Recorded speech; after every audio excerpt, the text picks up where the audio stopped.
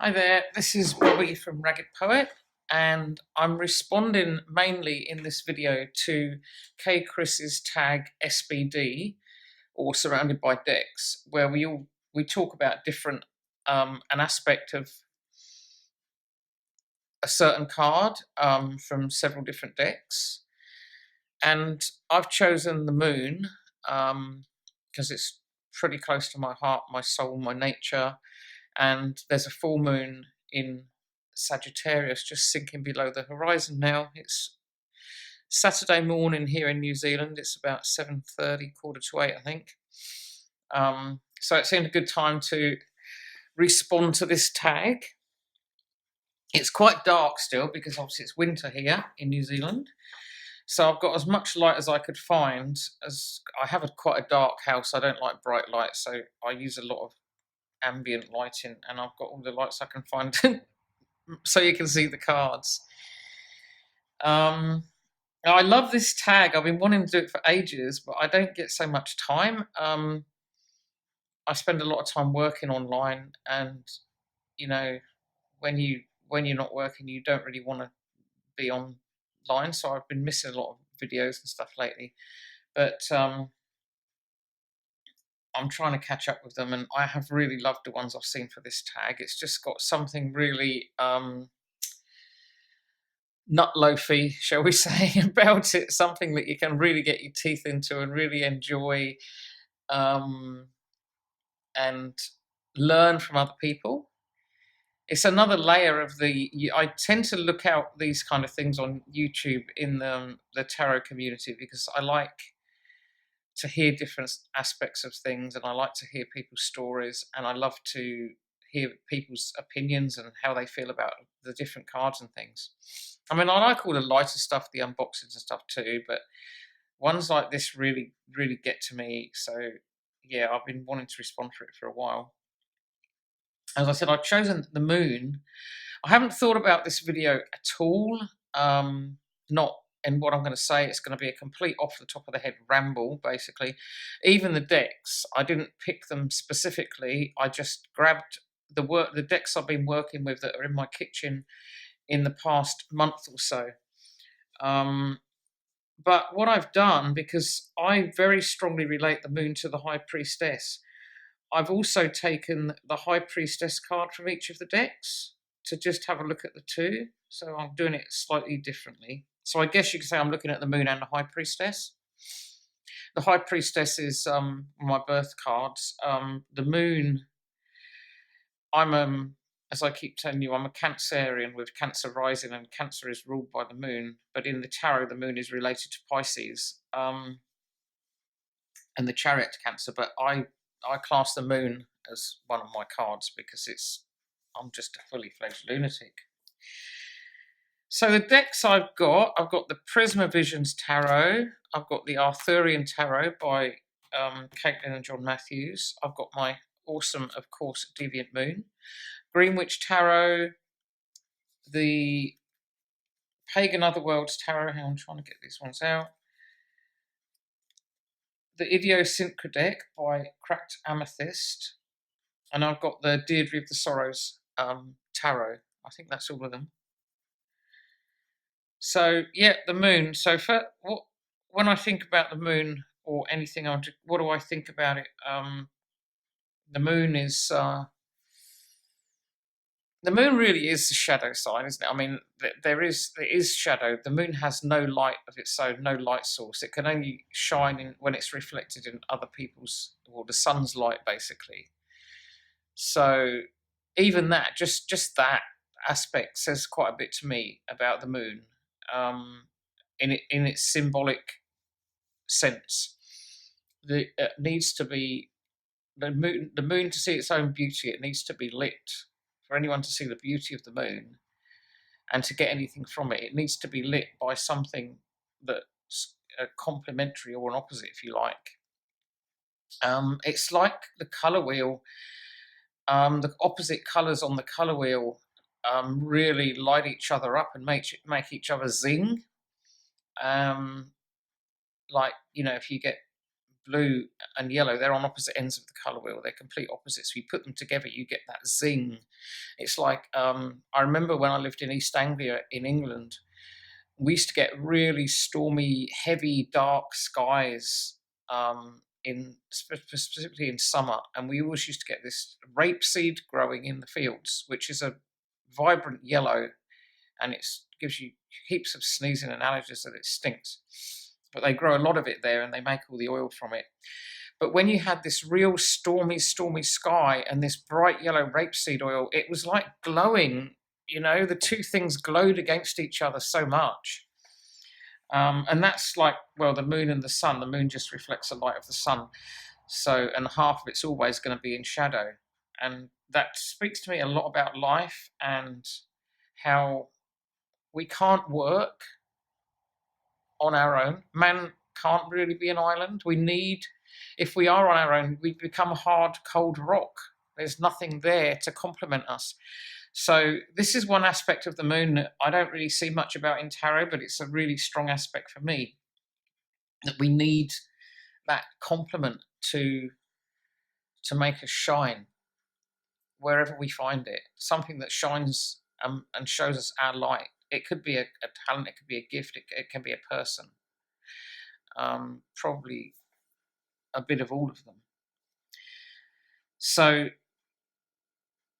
we've got that aspect of the moon that I just wanted to talk about beforehand, before I talk about this. And that's also reflected in a lot of these High Priestess cards. It's like, there's some cards I noticed here, and again, this is very random, just stuff I picked out a few minutes ago.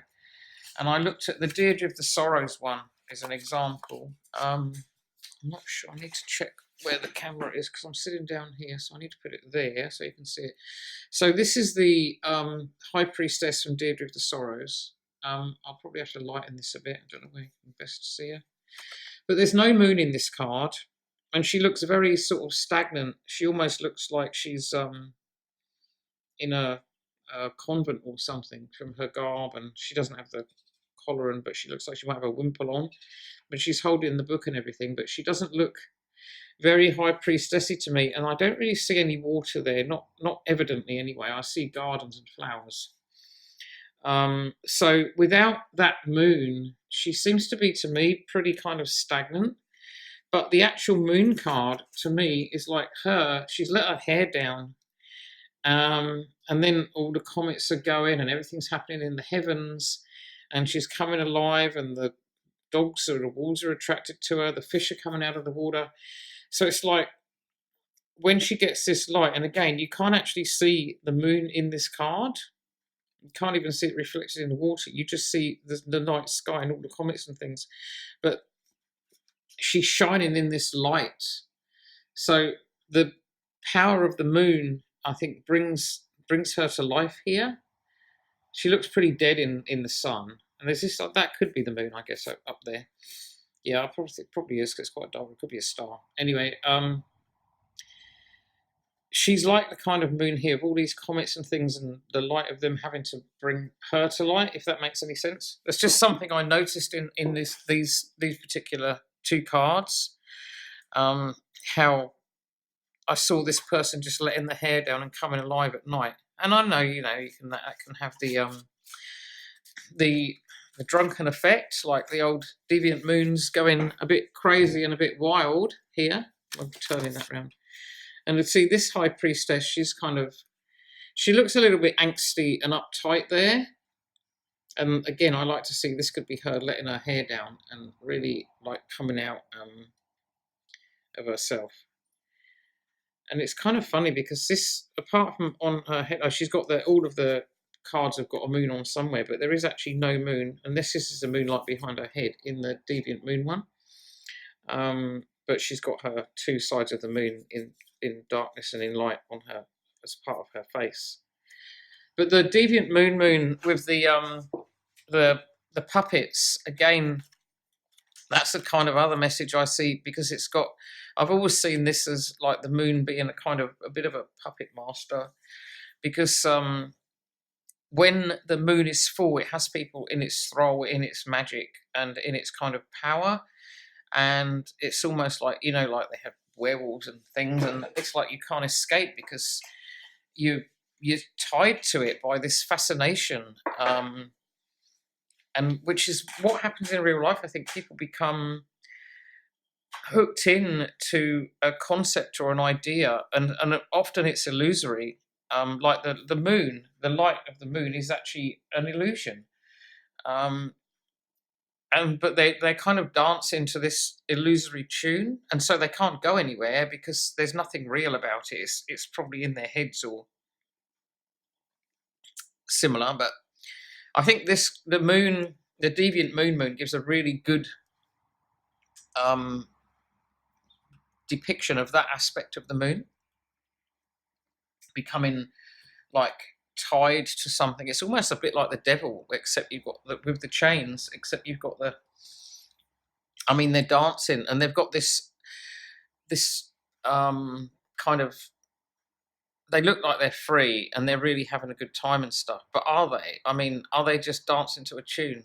And I often think this when I don't do nightclubs, so I can't really, they're not my thing at all. But times when I have gone to places like that and I've seen all these people dancing, and I sometimes thought, oh my God, they look like zombies. None of them look happy or like they're enjoying themselves. They look like they're hooked into this whole big thing that's just an illusion of having fun. And I saw this very strongly in the town I live close to a few years ago. The streets would be full of kind of drunken people, really. None of them were actually having fun. It was an illusion of fun. And that card reminds me a lot of that. So in the Greenwich Tarot, we've got a more traditional kind of moon. We've got the salmon instead of the crayfish or the crab, and the trees. But I love this card because it reminds me of my pond, and it reminds me of just standing out there and seeing the moon reflected in it. There's no fish really in my pond, but and I've got trees around it, and it just like moon seeking and moon searching. But again, these two, the energy between these two cards is, I see like this is the lady or the crone, because I think these things can be, they're not always linear. There's different aspects of us are always going to be in us. We're always going to be the maiden. We're always going to be the mother. We're always going to be the crone at different times of our life, even if that age doesn't reflect that part of the journey.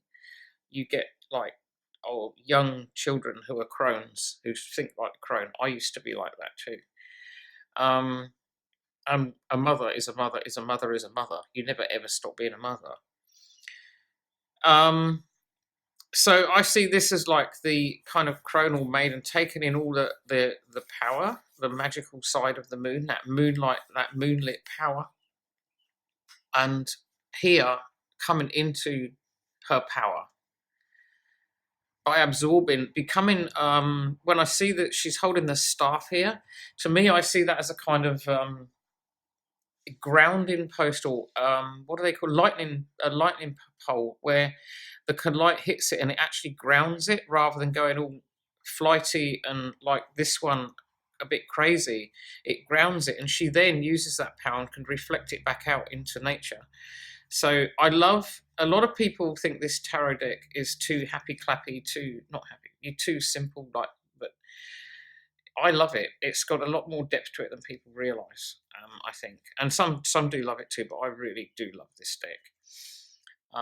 So this is another aspect of the moon, using that lunar energy to create the right effect, not to go crazy and not to let it control you and become drunken in it and deluded. It's to use it, the power of it, to ground you, and then you can send that energy back out there.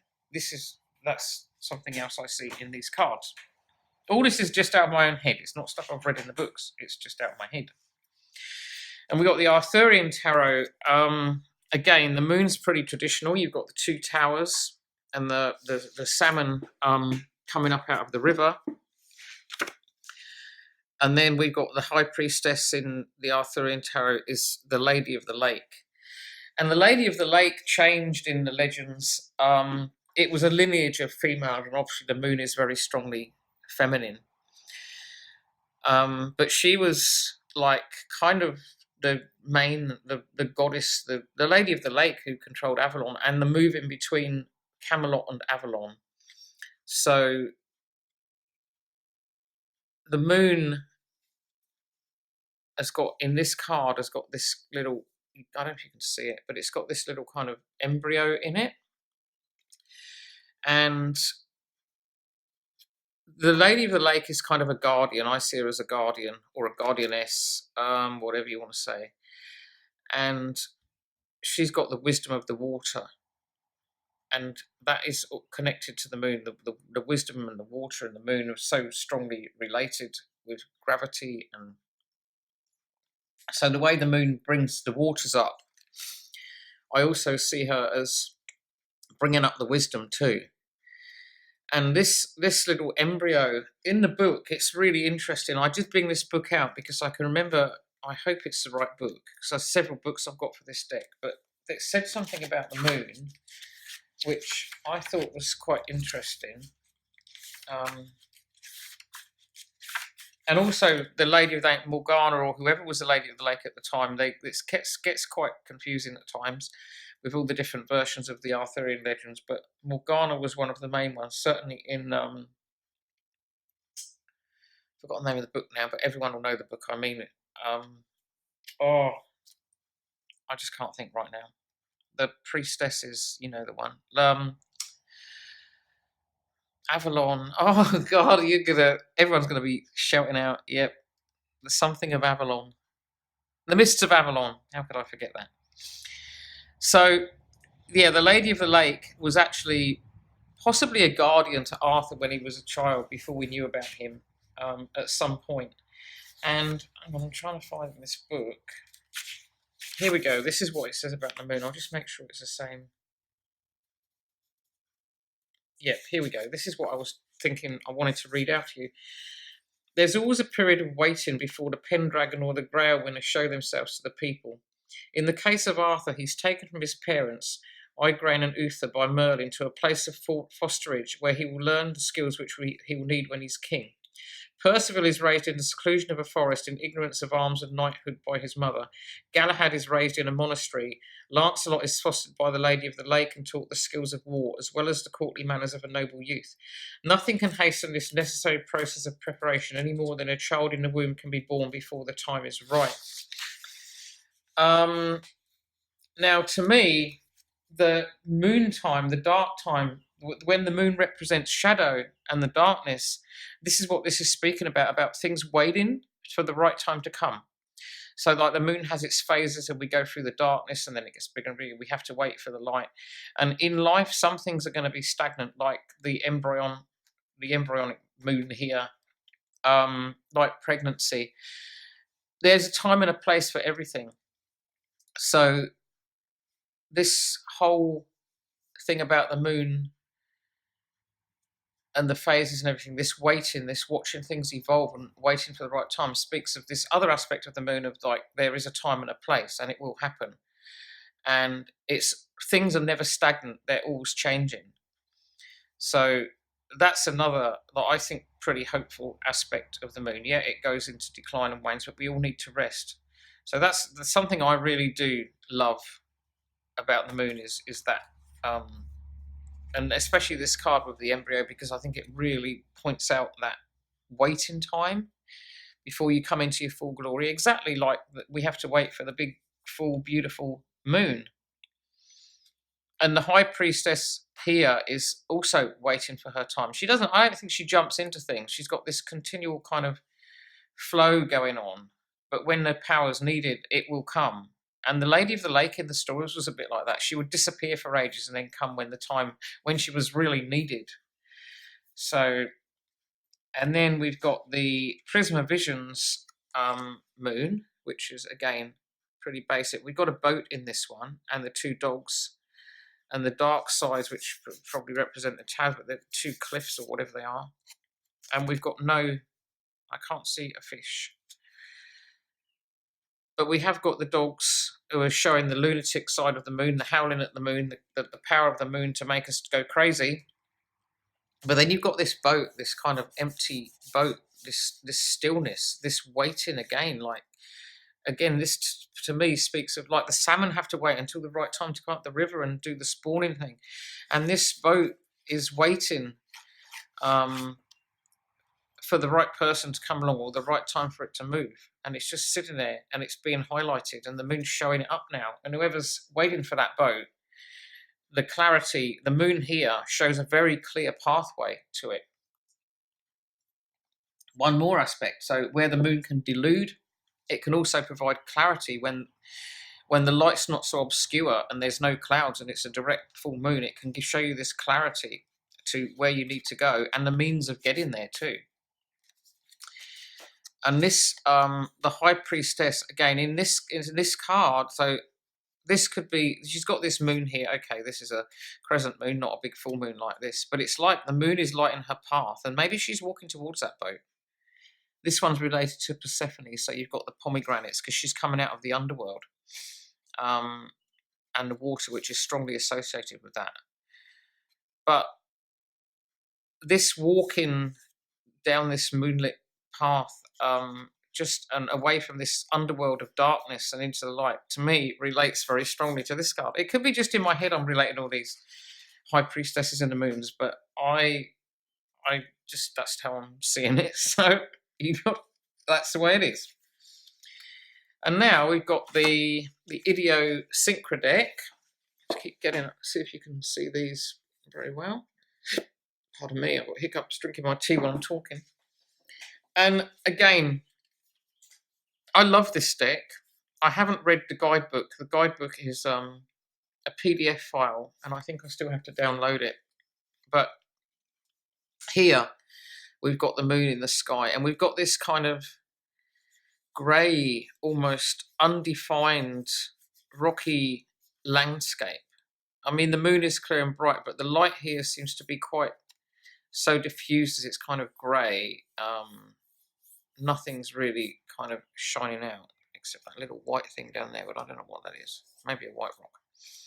But the High Priestess, again, you've got the stones, but they've kind of come together, and you've got, I see this as the lights, and this magic, this coming together under the moon and getting the power of the moon to bring you into this place of focus is how I see these two. It's like these crones or priestesses or maidens have come together and joined together in this circle, and they've used this light to make this much more focused and vibrant magic. And again, it could be very, very fanciful, but that's how I want to see it. And tomorrow I might see it a different way, because I am like the moon, I change. But I do love these cards. I must see what the guidebook does have to say about these, because I really like this. I love the simplicity of this deck. I just really, really like it. Right, what have we got left here? We've got the beautiful Pagan Otherworlds. And here, again, the High Priestess has no moon, but she has lots of water. And the moon has got a face in it. I don't really like faces in the moon. I prefer the embryon in the moon, I think. I was going to get the eyeball from the Japri Tarot. I don't really like that, but it does quite say a lot about the moon. But I don't know what I've done with that deck at the moment. I've got it somewhere, but it's a big eyeball. And again, that kind of seeing thing gives you that aspect of the moon. But this one, again, we've got the towers are kind of joined in this one, the cliff, we've got the archway, and we've got the two dogs howling, and we've got the moon, who's looking very benevolent there and shining the good light, almost like this moon really does look like a reflection of the sun, because you can see this kind of yellowy, more harvesty moon kind of light. That's why I think the harvest moon is a good reflection of showing the warmth of the sun at night. And I can kind of get that Thanksgiving harvest moon thing. But the priestess here, she kind of looks a little bit lost. She's probably waiting for that moon to shine a light on where she needs to go. She's got a toe in the water. and she looks, oh, she's got her book there and her little moon pendulum and thing. So she has got the moon. She's holding on to the power of the moon. But this again, this reminds me of the Lady of the Lake card. This reminds me of her waiting until the time's right, and she's holding this little moon charm here, waiting until the time is right. And it's almost like she's sticking her toe in the water and testing the water. Is it the right time to go, and is it the right time for something to happen? So again, the connection between these two cards is, for me, quite strong, and I can't really see the moon. I do see the moon on its own, but I always connect it to the High Priestess, and she's waiting for this light or this sign that the time is going to be right, the right phase. I mean, it doesn't have to be. It doesn't have to be when it's a full moon. It doesn't have to be a big moon. It can be any phase of the moon. Can be the right time to do something. Like if we've got to a big, huge, busy day, we need a lot of energy. And you get the new moon is the time for new things and new energy. The full moon is wild energy.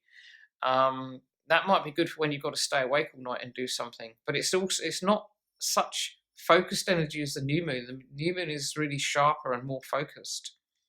And then when you go to the sort of waning moon, you start to sort of slow down a bit. But there is a time for things when you need to slow down. You know, there's YouTube videos to catch up on. There's movies to watch. There's yummy food to eat. There's washing up to do. Things you don't have to think about or really focus on.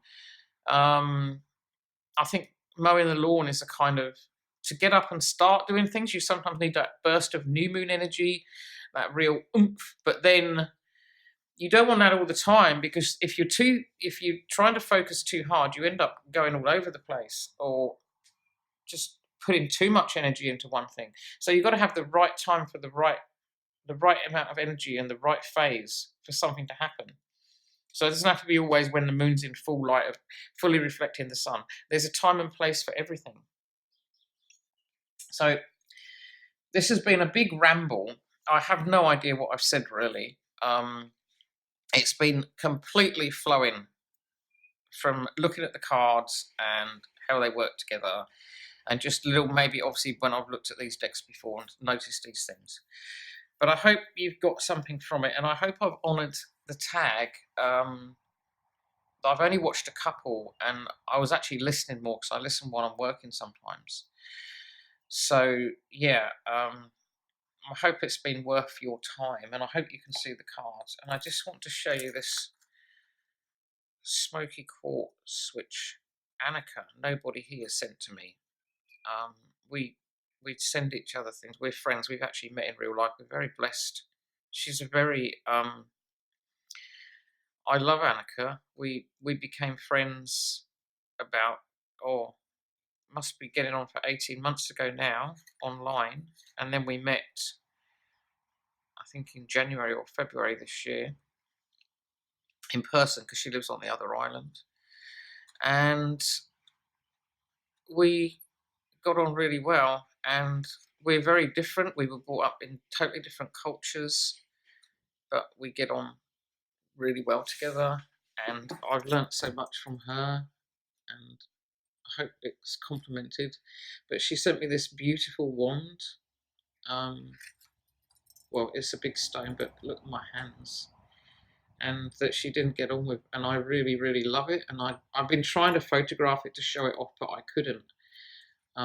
So I wrapped it in. I sent her some of these lights, these seed lights, because I love her videos. And I just wanted to put it together with the lights. I don't know. I just hope you can see some of it. I don't know if I can. Like, you can see a bit of it. It's really hard to photograph because it is quite a dark one, but it is kind of beautiful and warm, and I love its energy. So she says it was meant to come to me, and so thank you, Annika. And I've been waiting for a good time to show it. So there we go. And also this, I love this. I know these are old hat in the rest of the world, but I've been wanting, I don't get places much. We don't have much witchy goings on around here, but I've got a friend who's a bit of a fossil man, and I went to a Queen's birthday market the other day, and I found this selenite tea light holder, which I love because it reminds me of a moon. It's like my moon. So I've got the salt lamp tea lights, but I love the selenite one, and it's got a really nice energy about it, for especially for early morning and when you need calming. It just seems very, very calming to me. So again, thank you for listening and for your time. I really appreciate your comments, and I'll see you again soon. Bye.